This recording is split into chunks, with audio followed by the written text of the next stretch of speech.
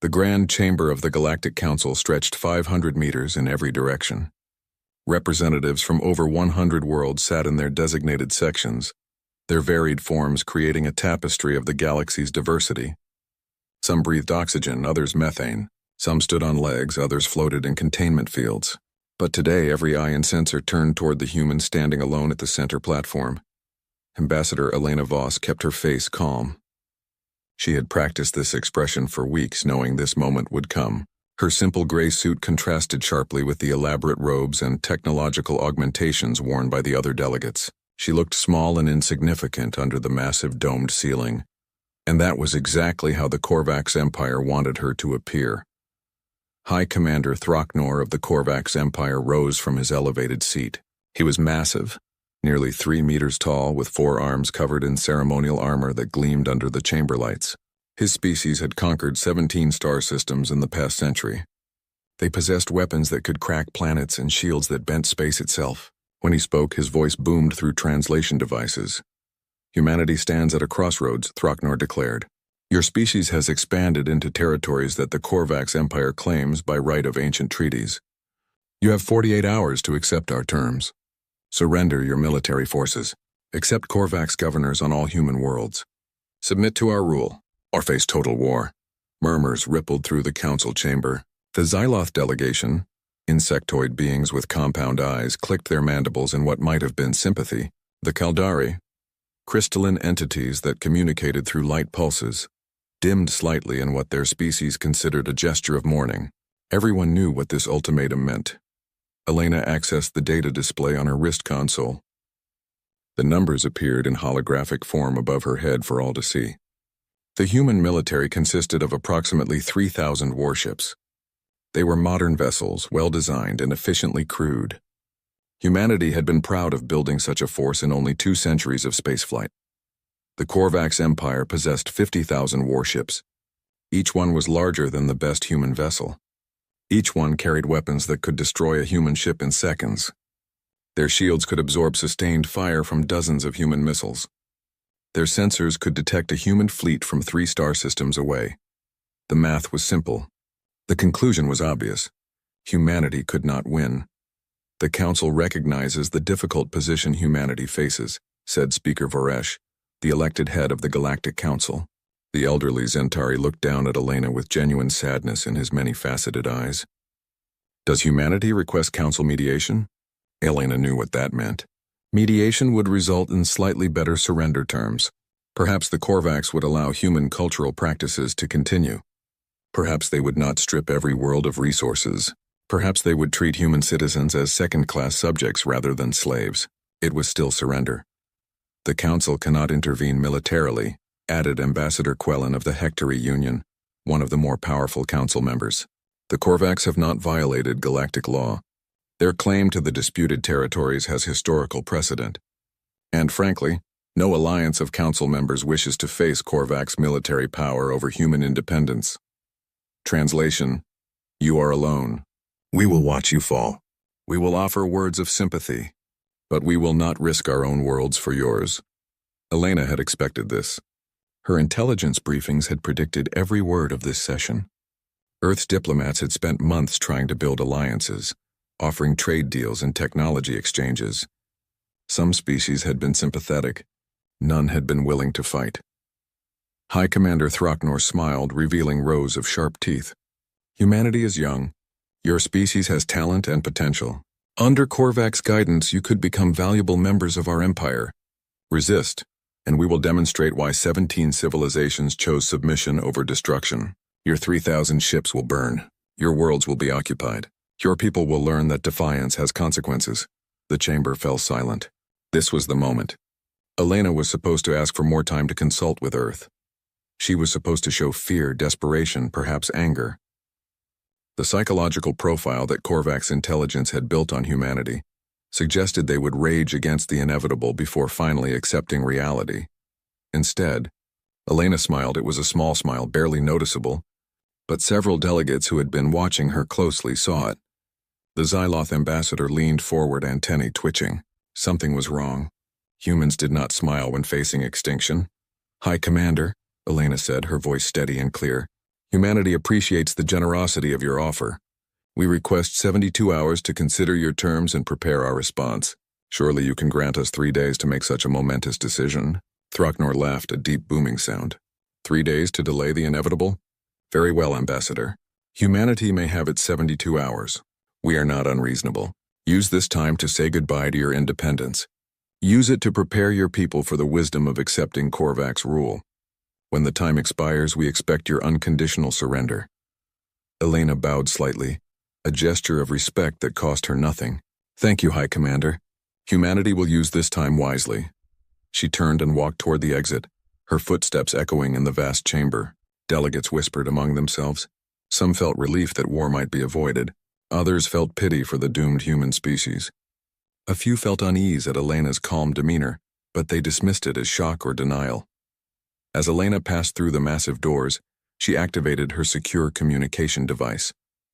The message was brief, encrypted with codes that changed every microsecond, bounced through relay stations across human space to ensure it could not be intercepted or traced. 4 words appeared on her screen, confirming the message had been received by Earth Command. Execute Protocol Lazarus. Across human space, in locations known only to a handful of people with the highest security clearance, ancient systems began to wake. Communication arrays that had sat dormant for generations suddenly came online. These were not the standard communication networks used for civilian traffic or military coordination. These were older, built with outdated technology that modern sensors barely recognized as active systems. In the asteroid fields of the Kuiper Belt, automated beacons activated. In the frozen methane clouds of distant gas giants, relay stations that had been disguised as research outposts began transmitting. In regions of space marked on all human star charts as hazardous dead space or unsuitable for navigation, where civilian and military vessels never ventured, signals reached their destinations. The signals traveled for hours, crossing vast distances, moving through regions where no active human presence was supposed to exist. They reached coordinates that appeared empty on every sensor sweep. Locations where space itself seemed to be nothing but void and radiation. And in those empty places, something ancient began to respond. Power cores that had idled for decades started to pulse with energy. Reactor systems that had maintained minimum function suddenly surged toward full capacity. Navigation computers that had slept in standby mode initiated startup sequences. Life support systems began filtering air and adjusting temperature. In the furthest reaches of human territory, beyond the trade routes, beyond the mapped systems, beyond where any galactic species bothered to look, 800,000 ancient warships started to wake up. The galaxy had 48 hours before it learned that humanity had been keeping a secret for over 2 centuries. A secret that would change the balance of power forever. A secret that would make the Korvax Empire's 50,000 ships seem inadequate. But for now, the Galactic Council adjourned, confident they knew what would happen next. Humanity would surrender. The Korvax would win. The galaxy would continue as it always had, with the strong ruling the weak. They could not have been more wrong. Commander Marcus Chen's courier ship dropped out of faster-than-light travel at coordinates that should not exist. His navigation computer insisted that nothing was here. The star chart showed only empty space, radiation fields, and the scattered debris of ancient comets. This region was classified as Zone 17, a designation that meant hazardous dead space, unsuitable for travel or habitation. Marcus knew better. His grandfather had told him stories, whispered secrets that were passed down through certain families. Stories about ships that never died. Stories about a fleet that slept in the darkness, waiting for the day humanity needed it. His grandfather had served in the Dreadnought Corps before it was officially disbanded 150 years ago. The old man had spent 40 years in suspended animation, aging only 5 years while the world moved on without him. When he finally retired, his children were older than he was. His wife had remarried, believing him dead. The government had given him a pension and a medal he could never show anyone. They told us we were obsolete, his grandfather had said on his deathbed, gripping Marcus's hand with surprising strength. They told the galaxy we scrapped the old ships. They lied. We're still out there, boy. 800,000 of us, sleeping, waiting. If humanity ever needs us, we'll wake up. Marcus had joined the military partly because of those stories. He had worked his way up through intelligence divisions, earned his security clearances, asked the right questions to the right people. Eventually, someone had noticed his grandfather's service record. Eventually, someone had given him access to files that officially did not exist. Now he was here, following coordinates that had been transmitted through channels so secure that even the encryption was classified. His sensors showed nothing, but sensors could be fooled. He transmitted the activation code. It was a long string of numbers and letters that changed based on quantum algorithms. If he got even one character wrong, nothing would happen. If he got it right, he would see something no one outside a very small group had witnessed in decades. The response was immediate. Space itself seemed to ripple. What Marcus had thought was empty void suddenly revealed itself as something else entirely. Camouflage fields that had been active for generations dropped, their power cores finally given permission to rest. Stealth systems that bent light and masked gravitational signatures deactivated, and the fleet appeared. Marcus's breath caught in his throat. He had read the reports. He had seen the inventory numbers. He had studied the strategic documentation. None of it had prepared him for the reality. Stretching across millions of cubic kilometers arranged in perfect formation were more warships than he had ever imagined seeing in one place. Row after row, column after column, layer after layer, the Dreadnoughts filled his view screen and extended beyond his visual range. His computer started counting and gave up, simply displaying error, too many vessels to enumerate. These were the old ships. The Valiant-class Dreadnoughts, each one a kilometer long, bristling with missile tubes and railgun batteries. The Titan series heavy cruisers, massive brick-shaped vessels designed to absorb punishment and keep fighting. The legendary Defiant-type battleships, the pride of Earth's early space navy, each one carrying enough firepower to level a continent. They were ancient by modern standards. The newest designs were over a century old. The oldest dated back nearly 300 years, to humanity's first desperate attempts to defend themselves as they expanded into a dangerous galaxy. They looked crude compared to modern vessels, their armor thick and their hulls covered in backup systems and redundant components. But they were magnificent. Marcus guided his courier ship toward the largest vessel, a Titan-class command ship that dominated even this massive fleet, the UHN's Indomitable. He had read about this ship in history books. It had fought in the Centauri conflicts. It had defended Earth during the Proxima crisis. It had been declared lost with all hands during a training exercise 147 years ago. It had been waiting here ever since. The docking bay opened, and Marcus brought his ship in. The bay was cavernous, designed to hold dozens of smaller craft. Emergency lighting cast everything in a red glow. As his ship settled onto the deck, he saw figures moving in the shadows. People in uniforms that looked slightly wrong, cut in styles that had not been fashionable for generations. The airlock cycled. Marcus stepped out and found himself face to face with Admiral Sarah Keating. She was younger than he expected. Perhaps 40 years old, though her personnel file said she was 73. She had spent 33 of those years in suspended animation, aging slowly while she waited for a call that might never come. She wore a uniform from an earlier era, with rank insignia that the modern fleet no longer used. "Commander Chen," she said, returning his salute crisply. "Welcome to the Ort Reserve. I served with your grandfather. He was a good man. I'm sorry he didn't live to see this day." "Thank you, Admiral." Marcus looked around the massive bay. "I read the reports, but seeing it in person is different. How many ships are actually here?" "In this reserve?" 43,721. Admiral Keating started walking, gesturing for Marcus to follow. "There are 18 other reserves scattered throughout the outer system. Some in the Kuiper Belt, some hidden in the Oort Cloud, a few disguised as asteroid clusters or comet formations. Total fleet strength is 804,309 vessels. We lost a few over the years to reactor failures or system malfunctions, but maintenance crews replaced them with new builds from the hidden shipyards." Marcus did the math in his head.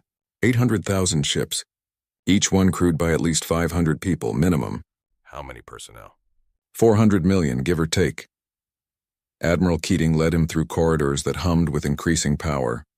Most are in suspended animation, waking up now that Protocol Lazarus has been activated. Support crews cycle through on 20-year shifts, maintaining the ships and training new recruits. Some of us have been out here for decades. Others just arrived. But we all volunteered. We all knew what we were signing up for. They entered the command center, a vast room filled with displays and tactical stations. Crew members were taking their positions, running system checks, bringing ancient but well-maintained equipment online. Every face Marcus saw was focused, professional, and absolutely serious. Admiral Keating brought up a holographic display showing the entire fleet. The galaxy thinks these ships are obsolete. They're wrong. These vessels were built with one purpose: to be so numerous and so tough that no enemy could afford to fight them. Yes, a modern Korvax cruiser could destroy one of our dreadnoughts in a fair fight. Maybe even 5 or 10. But could it destroy 100? 1,000? 10,000? She zoomed the display to show a tactical comparison. The Korvax build elegant ships. Beautiful, efficient, deadly. Each one costs them enormous resources. They have 50,000, because that's all they can afford to maintain. We built ours crude and simple. Heavy armor instead of shields. Redundant systems instead of elegant integration. Mass-produced components instead of custom engineering. We could build 100 dreadnoughts for the cost of one modern cruiser. Marcus studied the displays. The dreadnoughts were indeed simple compared to modern warships. Their weapons were older designs, their engines less efficient, their sensors less sophisticated, but they had been upgraded over the decades. Modern targeting computers had been retrofitted. Improved reactor cores had been installed. Updated communication systems had been integrated. We've spent 150 years preparing for this moment, Admiral Keating continued. Every generation of engineers has upgraded these ships, quietly, secretly, using resources diverted from projects the public knew about. Maintaining a fleet the galaxy thinks doesn't exist, and now finally, we get to show them why quantity has a quality all its own. Across the fleet, similar scenes were playing out.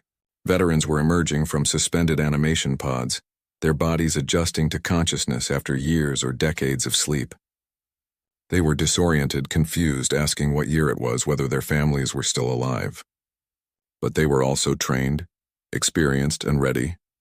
Maintenance crews who had spent years in isolation were greeting the returning warriors. Engineers who had dedicated their careers to keeping ancient ships functional were seeing their work validated. Commanders who had drilled their crews endlessly for a war that might never come were finally able to put their training to use. The ancient dreadnoughts, dismissed by the galaxy as primitive relics, began their flight checks. Engines that had idled for generations roared to full power. Weapon systems that had been maintained but never fired in anger cycled through their activation sequences. Navigation computers plotted courses to destinations that would shock the Korvax Empire. How long until we can move? Marcus asked. Admiral Keating checked her displays. 12 hours for full fleet readiness. We'll start moving in waves. The Korvax are staging their fleet at the edge of human space, confident in their superiority. They're about to learn that humanity doesn't play by their rules. She pulled up an image of High Commander Throcknor, captured from the Galactic Council broadcast. He thinks we have 3,000 ships. He thinks we're weak. He thinks we'll surrender like every other High Commander. Throcknor stood on the bridge of his flagship, the Eternal Conquest, and allowed himself a moment of satisfaction. His fleet of 50,000 warships held perfect formation at the edge of human space. Each vessel represented the peak of Korvax military engineering. Each one carried shields that could withstand sustained bombardment and weapons that could turn planets to dust. The humans had 24 hours left to surrender. Throcknor had no doubt they would comply. Every species eventually understood that resistance against Korvax military might was futile. The humans were young, barely 2 centuries into spaceflight. They would learn the same lesson 17 other civilizations had learned. Status report, he commanded. His tactical officer, a young Korvax named Velnar, checked his displays. All vessels report ready status, High Commander. Long-range sensors show minimal human fleet activity. Their ships remain in defensive positions around their core worlds. No signs of mobilization for offensive action. Because they know they cannot win, Throcknor said. They will posture and delay, but ultimately they will surrender. It is the only logical choice. His communication officer interrupted. High Commander, we are receiving a transmission from the human ambassador. She requests a face-to-face meeting to discuss surrender terms. Throcknor's mandibles clicked in amusement. Of course she does. They want to negotiate the best terms possible for their capitulation. Very well. Tell Ambassador Voss that I will receive her delegation aboard this ship in 12 hours. Let them come and see the fleet that will conquer them if they refuse our generous offer. The bridge crew worked efficiently, monitoring sensors and managing the fleet's position. Everything was proceeding exactly as planned.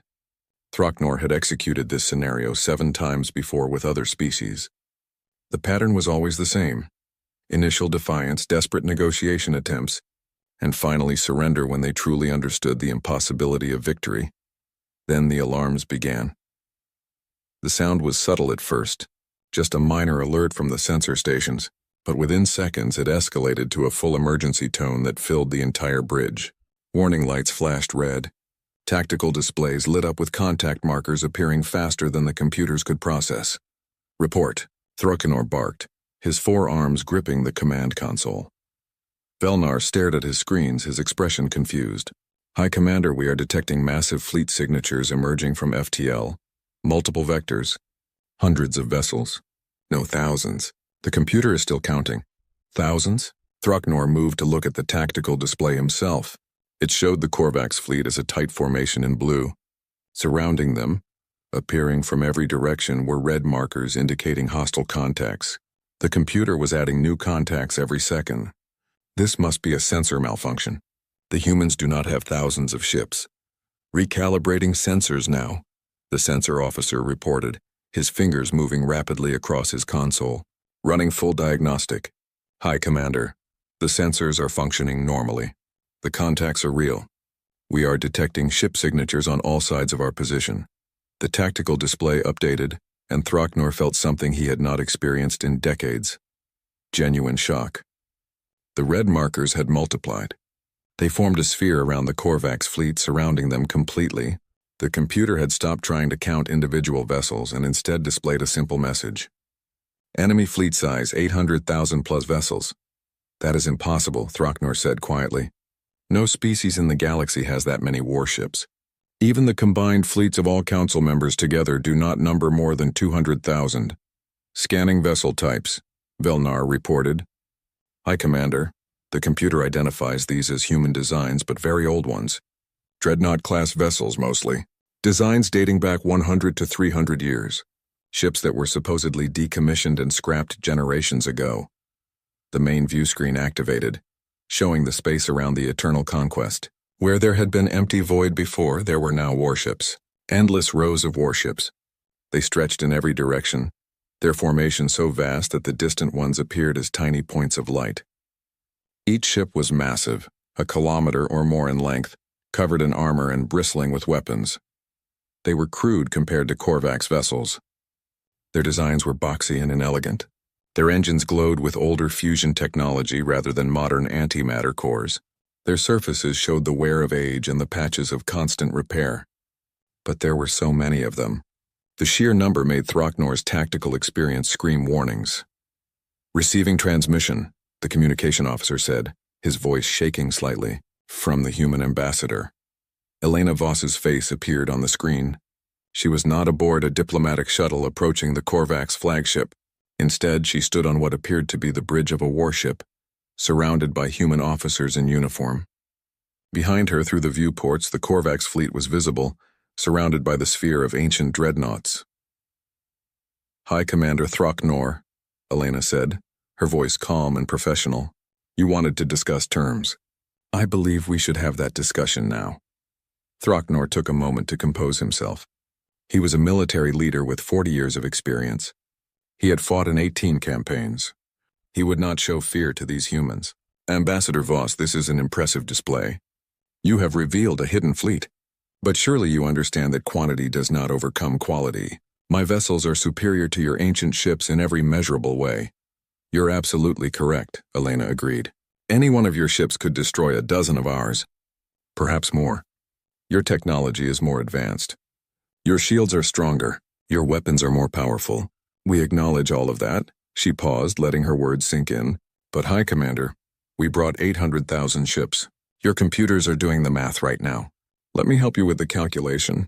Even if each of your 50,000 ships destroys 15 of ours before being destroyed themselves, you will lose your entire fleet. and we will still have 750,000 vessels remaining. Throcknor's tactical officer was indeed running those calculations. The results appeared on a secondary screen, and they were devastating. Even with the most optimistic projections of Korvac's superiority, the numbers did not favor them. His fleet could inflict massive casualties on the humans, but they would be overwhelmed by sheer volume. "You cannot possibly crew that many ships," Throcknor said, though he knew even as he spoke that it was a weak argument. "The logistics alone would be impossible." "We've had 150 years to prepare," Elena replied. "Generations of volunteers entering suspended animation, waiting for the day they might be needed. Hidden training facilities, secret shipyards, resources diverted carefully over decades. We built this fleet slowly, quietly, while the galaxy assumed we were weak. We let you underestimate us because underestimation is a weapon too." The sphere of Dreadnoughts tightened slightly, a coordinated movement that demonstrated their coordination. They moved in perfect formation despite their age, their crews clearly experienced and well-drilled. Whatever Throcknor had expected from humans, this level of military discipline was not it. "The Galactic Council will condemn this deception." Throcknor tried another approach. "You have violated the spirit of peaceful coexistence. You have hidden a military force larger than anything else in known space." "The Council will be shocked," Elena admitted. "They will demand explanations. Some will accuse us of militarism, but they will also realize that we have just demonstrated we could conquer any of them if we wanted to. And yet for 150 years we kept this fleet secret and used it for nothing. We built it only for defense, only as a deterrent, only so we would never have to use it." She leaned forward slightly. "You came here expecting an easy conquest, High Commander. You expected us to surrender like the 17 species you've subjugated before us. But humans are different. We remember our history. We remember being conquered and enslaved by other humans. We swore that would never happen to us again from anyone. So we built insurance, 800,000 pieces of insurance." Throcknor looked at his tactical displays. His military training ran through scenarios, calculating odds, projecting outcomes.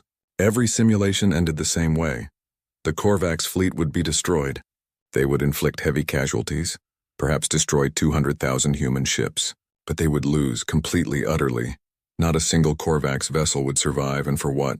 To conquer a species that had proven they would fight to the last ship?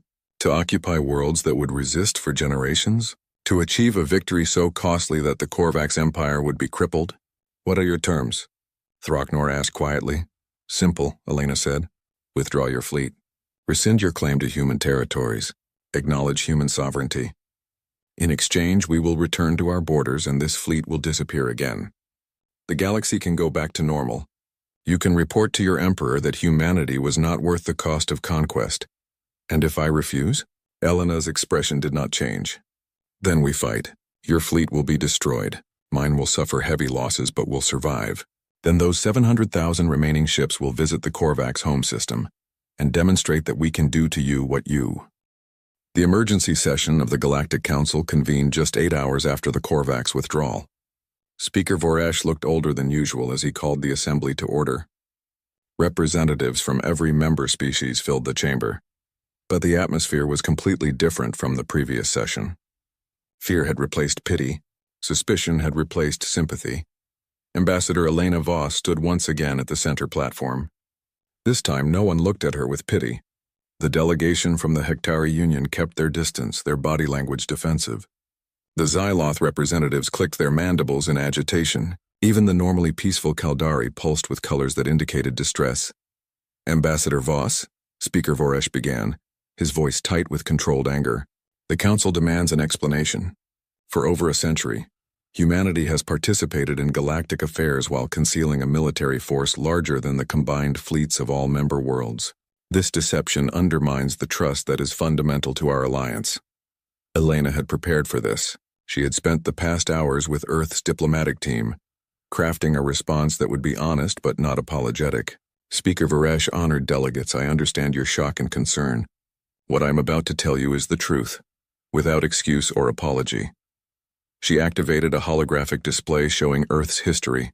Images of warfare, destruction, and conquest filled the air above her. "My species has a violent past.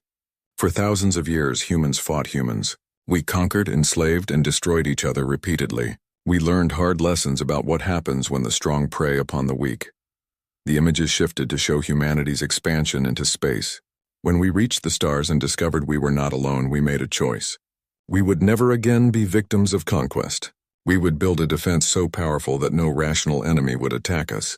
But we also understood that if we revealed such a defense, we would trigger an arms race. Every species would feel threatened. Wars would start preemptively. So you lied to us, interrupted Ambassador Quellen of the Hectary Union. You sat in these chambers, voted on security agreements, participated in mutual defense discussions, all while hiding a fleet that could conquer us all. Could, but would not, Elena emphasized. For 150 years we have had this capability. In that time, have we threatened anyone? Have we used our hidden fleet for any purpose except defending ourselves from Korvax aggression? Have we demanded tributes, claimed territories, or bullied smaller species? The chamber fell silent. It was true. Humanity had been, if anything, unusually cooperative members of the Galactic Council. They had honored their treaties, respected borders, and engaged in fair trade. They had never threatened military action against anyone. The issue is trust, said Ambassador Zelthar of the Minoran Compact, a species that had been enslaved by the Korvax decades ago before buying their freedom. How can we trust any human statement now? How do we know this fleet is truly defensive? How do we know you will not use it to build an empire? Elena nodded, acknowledging the legitimate concern. You cannot know. You must make the same choice we made 150 years ago. You must decide whether our actions over time indicate our true intentions. But I will make you this offer. Humanity will allow independent inspectors to observe our fleet. You may verify that it is stationed in defensive positions, that it is not being mobilized for aggression, that it serves only as a deterrent. Inspectors can be fooled, another delegate called out. Ships can be moved. True, Elena agreed. But consider this, we revealed the fleet when we had to. We could have kept it hidden. The Korvax would have attacked. We would have defended ourselves with ships they believed we possessed, and your species would have remained ignorant. Instead, we showed our full strength to prevent a war. Does that sound like the action of a species planning conquest? Speaker Voresh held up a hand for silence. Ambassador Voss, the Council will deliberate on this matter. But you must understand that the galaxy has fundamentally changed. The balance of power has shifted. Species that felt secure now feel vulnerable. This will have consequences. I understand, Speaker, Elena said quietly, but I would ask the Council to consider what the alternative would have been. If humanity had not built this fleet, the Korvax would have conquered us. They would have been emboldened by easy victory. How many other species would have fallen next? How many of you would have faced similar ultimatums? That caused another moment of silence. Several smaller delegations shifted uncomfortably. The representative from New Colonia, a human colony world, stood up. The Council should also know that many smaller species have already approached us. They want to know if humanity would extend our defensive umbrella to protect them. They see our fleet as potential salvation from larger predators. Absolutely not, barked Ambassador Quellen. That would turn humanity into the galaxy's police force. It would give them power over us all. Elena shook her head. We have no desire to police the galaxy, but we are willing to share our defensive doctrine. The Lazarus Doctrine, we call it. Build a defensive fleet so powerful that no one will attack you, but keep it purely defensive in nature. We can help smaller species implement similar strategies scaled to their resources and needs. You would share your military technology? Asked the Xyloth ambassador, antennae twitching with surprise. Not our most advanced technology, but the principles, yes. The older designs that form our Dreadnought fleet. Simple, cheap, easy to maintain, and effective when produced in sufficient numbers. A small species cannot build 800,000 ships, but they might manage 10,000. That would be enough to make conquest too costly for most aggressors. Speaker Voresh leaned back in his seat, considering. The Council will take your proposals under advisement. But Ambassador Voss, understand that many here see your fleet as a threat, not a shield. You have created a weapon that could enslave us all. Or free you all, Elena countered. For the first time in galactic history, the largest military force belongs to a species that does not seek conquest. That could be the foundation for a new era of peace, not because species are weak, but because they are strong enough to defend themselves. The session continued for hours. Accusations were made, defenses were offered, proposals were debated. But slowly a consensus began to form. Humanity had violated the spirit of open cooperation, but they had not violated any actual laws. They had deceived, but they had not attacked. They had hidden strength, but they had not used it for aggression. When the session finally adjourned, Speaker Varesh approached Elena privately. "You have stirred up a hornet's nest, Ambassador. Some species will never trust you again. Others will seek to become your clients, trading their independence for your protection. A few will try to build their own hidden fleets, starting another arms race." "I know," Elena said tiredly. "But what choice did we have? Let the Korvax conquer us? That would have emboldened every aggressive species in the galaxy. At least now there's a counterbalance. Power that can check other power." "Perhaps," Varesh said. "Or perhaps you have simply revealed that the galaxy is more dangerous than we thought. That every species could be hiding weapons we cannot imagine. That trust is impossible." Elena had no answer for that. She returned to Earth to face another difficult audience. Her own people. The revelation of the Lazarus fleet had shocked humanity, as much as it had shocked the galaxy. Civilians demanded to know how their government had hidden such a massive project. Economic analysts calculated the resources that must have been diverted over generations. Families of the crew members who had served in secret demanded recognition for their sacrifices. Admiral Sarah Keating stood before a gathering of human leaders in Geneva, explaining the program. "We recruited volunteers who understood they might never see their families again. We built ships in hidden shipyards using resources carefully diverted from public projects. We created an entire shadow military infrastructure that operated for over a century. Yes, it was expensive. Yes, it required deception, but it worked. The Korvax withdrew without firing a shot. No human died in this confrontation. But at what cost?" demanded Senator Martinez, head of the Human Systems Alliance. "You took resources that could have improved lives, built schools, funded medical research. You diverted them to build weapons of war." "We built insurance," Admiral Keating corrected. "Insurance that we hoped would never be needed. Insurance that, as it turns out, saved our civilization from conquest. How much is freedom worth, Senator? How much would you have paid to prevent humanity from becoming Korvax slaves?" The debate raged across human space. Some called for the fleet to be disbanded immediately, the resources returned to civilian use. Others argued for expanding the program, building more ships to ensure humanity's safety. A few extreme voices called for using the fleet to establish human dominance over the galaxy. Marcus Chen watched the debates from his quarters aboard the Indomitable. Admiral Keating had asked him to stay with the fleet temporarily, helping to coordinate the integration of intelligence data. He found himself fascinated by the veterans emerging from suspended animation. They were disoriented, confused, struggling to adapt to a world that had moved on without them. Some discovered their spouses had remarried. Marcus Chen walked through the halls of the Sunset Valley Veterans Facility in Colorado. The building had been constructed quickly after the Lazarus Fleet revelation, designed specifically for the unique needs of people who had lost decades to suspended animation. It was more than a retirement home. It was a bridge between eras, a place where people from different times could learn to exist in the present. He found his grandfather's room overlooking the mountains. The old man sat by the window staring at a view he had not seen in 40 years.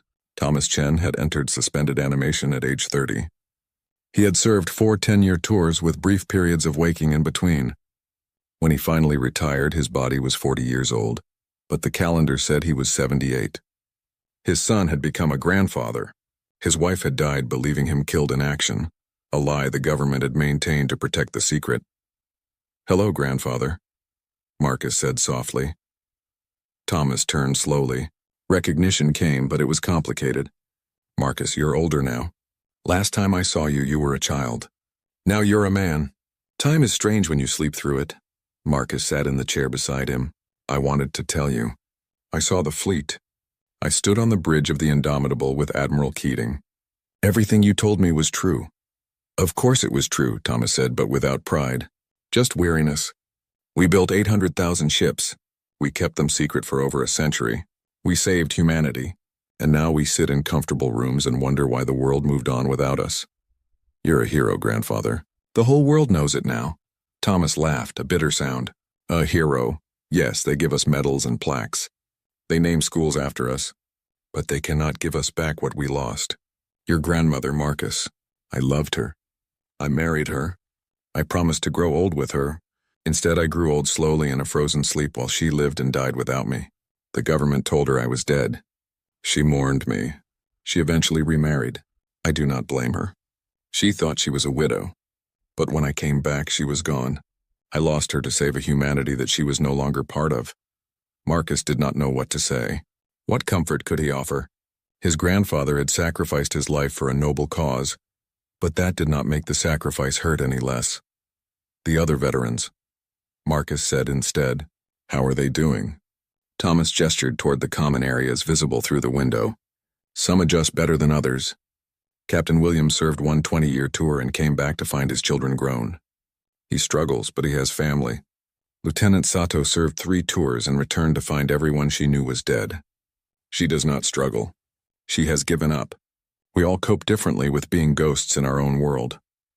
The reality of the Lazarus fleet had shocked humanity, not just because of its size, but because of its human cost. The economic calculations were stunning. The resources diverted, the hidden infrastructure, the secret shipyards. But the human cost was more profound. 400 million volunteers had sacrificed normal lives. Many had served short terms and reintegrated successfully. But hundreds of thousands had served long enough to become displaced in time. Meanwhile, the political debate over the fleet continued to rage. Senator Martinez led a coalition demanding immediate demobilization. "We cannot sustain a military force of this size," she argued on news programs broadcast across human space. "The economic burden is unsustainable. The moral cost is too high. We should reduce the fleet to a reasonable size and return to normalcy." But Admiral Keating and her supporters pushed back. "The galaxy knows the fleet exists now. If we dismantle it, we signal weakness. Every aggressive species will see it as an opportunity. The Korvax withdrew because of our overwhelming strength. Remove that strength and they will return." President Okafor of the Earth government tried to find middle ground. She proposed the transition protocol. Gradually reduce the fleet from 800,000 ships to 200,000 over a 20-year period. The remaining vessels would be modernized and made more efficient. The process would allow for gradual demobilization of personnel and reintegration of veterans. "We cannot abandon the Lazarus Doctrine," President Okafor explained in an address to humanity. "But we can adapt it. We can maintain a defensive deterrent while reducing the burden on our economy and our people. We can honor the sacrifice of those who served while building a sustainable future." The proposal faced opposition from all sides. Hawks thought it was too much reduction. Doves thought it was not enough. But slowly a consensus formed. Humanity needed the fleet, but perhaps not all of it. The galaxy needed to see human strength, but not be terrified by it. Admiral Keating called a meeting of senior fleet commanders aboard the Indomitable. Marcus attended as part of the intelligence liaison team. The Admiral looked tired, older than her calendar age despite the years in suspended animation. "The politicians have made their decision," she told the assembled officers. "We will reduce the fleet gradually. Some of you will be decommissioned. Some ships will be scrapped. Others will be upgraded and kept in service. This is not the outcome we hoped for, but it is the outcome we have." "We sacrificed everything," said Captain Torres, the woman Marcus had interviewed weeks earlier. "We gave up our lives to build this deterrent. Now they want to dismantle it because it is inconvenient? They want to adapt it," Admiral Keating corrected gently, "and they are right to do so. We built the Lazarus fleet for a specific purpose, to deter aggression against humanity. We have succeeded. The Korvax withdrew. Other aggressive species are reconsidering their plans. The fleet has done its job. Now we must evolve to meet new challenges." She pulled up a star map showing human space and surrounding territories. "We are not alone in learning from this confrontation. Smaller species have approached us for help. The Minoran Compact wants to build their own defensive fleet. So does the Talarian Federation. They see what we accomplished and want to apply the same principles to their own defense. We are sharing the Lazarus Doctrine," Marcus added. "Not our most advanced technology, but the basic principles. How to build simple, effective, mass-produced defensive ships. How to maintain them efficiently. How to create a deterrent force that makes conquest too costly." One of the older commanders, a man who had served 6 tours spanning 70 years, spoke up. "So we spread the same burden we carried to other species? We teach them to sacrifice their people the way we sacrificed ourselves? We teach them to defend themselves, Admiral Keating replied. Yes, there will be costs. Yes, there will be sacrifices. But those sacrifices will be made by volunteers who understand what they are giving up. And perhaps with enough species following this doctrine, we can create a galaxy where no one can conquer anyone, where peace exists not because species are weak, but because they are all strong enough to defend themselves. The meeting continued for hours, discussing logistics, timelines, and procedures, but beneath the practical discussion was an emotional reality. The veterans of the Lazarus fleet were being told their sacrifice was being reduced, literally dismantled ship by ship. Elena Voss faced her own challenges in the Galactic Council. The revelation of the Lazarus fleet had fundamentally changed galactic politics. Some species sought closer ties with humanity. Others pushed for isolation, fearful of human power. A few proposed restrictions on fleet sizes for all species, though no one could agree on enforcement mechanisms. The Korvax Empire remained silent, withdrawing behind their borders. But intelligence reports suggested they were conducting their own reassessment. High Commander Throcknor had been recalled to their homeworld. Rumors suggested he faced disgrace, possibly execution for his failure. The Korvax military was reportedly conducting extensive analysis of the confrontation, trying to understand how they had been so thoroughly deceived. One day, Elena received an unexpected communication request. It was from Throcknor himself, now apparently in some form of exile. She accepted the call, curious what he might want. The Korvax commander appeared on her screen, looking diminished somehow. His armor was gone, replaced by simple clothing. His forearms hung loosely at his sides. "Ambassador Voss," he said, his voice lacking its former arrogance, "I wish to speak with you before my final judgment is rendered." "What judgment?" Elena asked. "I am to be executed for failure. In Korvax culture, commanders who lose without fighting are considered cowards. It does not matter that fighting would have destroyed the fleet. It does not matter that withdrawal was the logical choice. I retreated, therefore I am disgraced." Elena felt unexpected sympathy. "I am sorry. You made the right military decision." "Did I?" Throcknor asked. "Or did I reveal a fundamental weakness in Korvax doctrine? We believe in technological superiority. We believe elegant solutions defeat crude ones. You taught us that we were wrong. Numbers matter. Redundancy matters. Willingness to sacrifice matters. These are lessons we never learned because we never needed to. Now the lesson will cost me my life. What did you want to tell me?" Throcknor leaned closer to the screen. "That you were right but also wrong. You said quantity has a quality all its own. You said your fleet would prevent war, but you have not prevented war. You have changed its nature. Now the galaxy knows that hidden fleets can exist. Species will build secret weapons. Arms races will occur in darkness. Trust has been destroyed.